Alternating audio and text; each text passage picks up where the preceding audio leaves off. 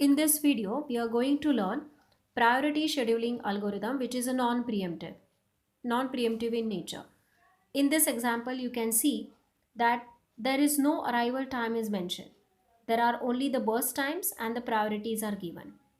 Keep a note that in the priority scheduling algorithm, if any process associated with the higher number in the priority list, then that particular process will be considered as a lowest priority for execution.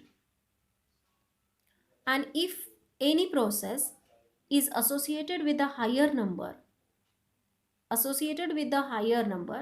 then it will be considered as a lowest priority for the execution. And if any process is associated with the lower number, then it is considered as a highest priority for the execution. Now in this example, process P3 is associated with the higher number, that is 5.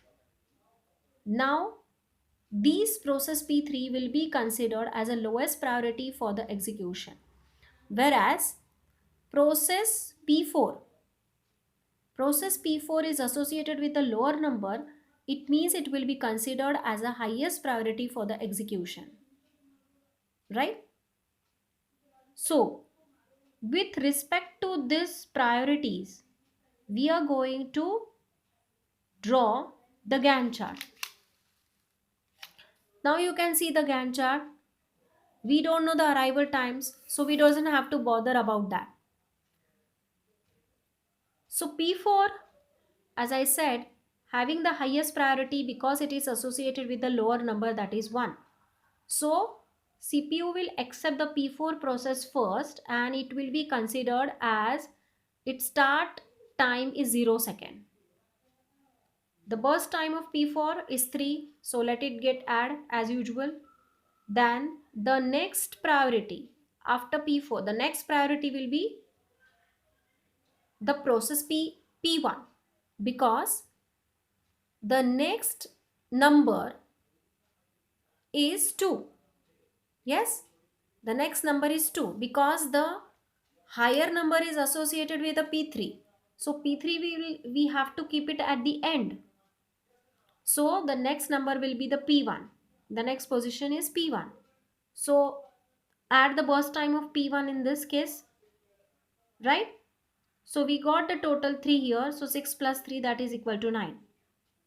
Now next the P5 will take the position. P5 will take the position. Why the P5 will take the position? Because the next priority will be given to P5. Next priority will be given to P5 because the next number is associated is 3, which after 2 there is a 3 and this 3 number is associated with P5. So the burst time of P5 is 4. So 9 plus 4, the total will be 13.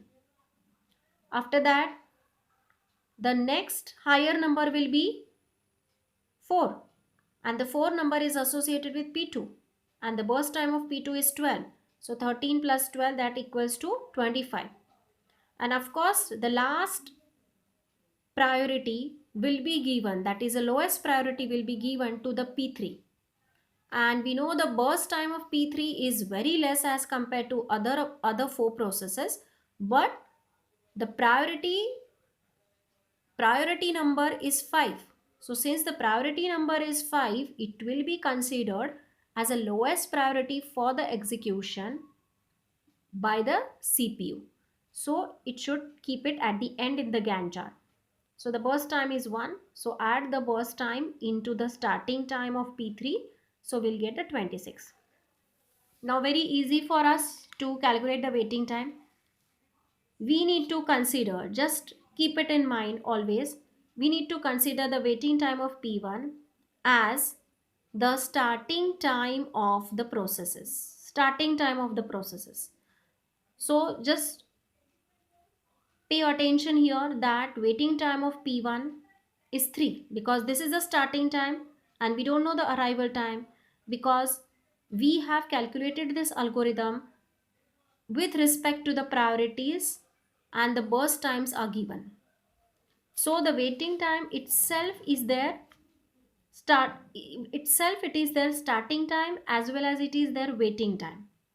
So the waiting time of P1 is 3, then waiting time of P2 is 13, waiting time of P3 is 25, waiting time of P4 is 0, and waiting time of P5 equal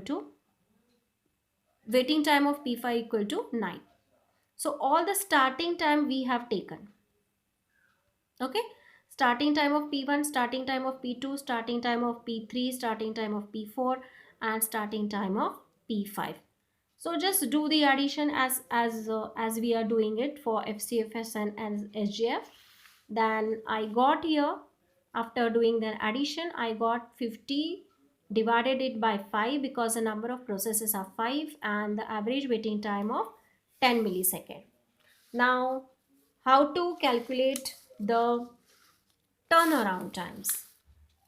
The turnaround time is also very simple to calculate. Just consider the finish time to calculate turnaround time. So what is the finish time of P1? The finish time of P1 is 9. Finish time of P2 is 25. Finish time of P3 is 26. Finish time of P4 is 3. And finish time of P5 is 13. So see here, turnaround time, I have considered it just like that. We doesn't have to use the formulas here. There is no need to use a formula. Directly you can consider the finish time as a turnaround time. The finish time itself, you can consider it as a turnaround time. So I have just added it and as usual divided it by 5. So you will get the total, that is, I mean for this particular 76 divided by 5, I got it 15.2 millisecond is the average turnaround time for the priority scheduling non-preemptive algorithm.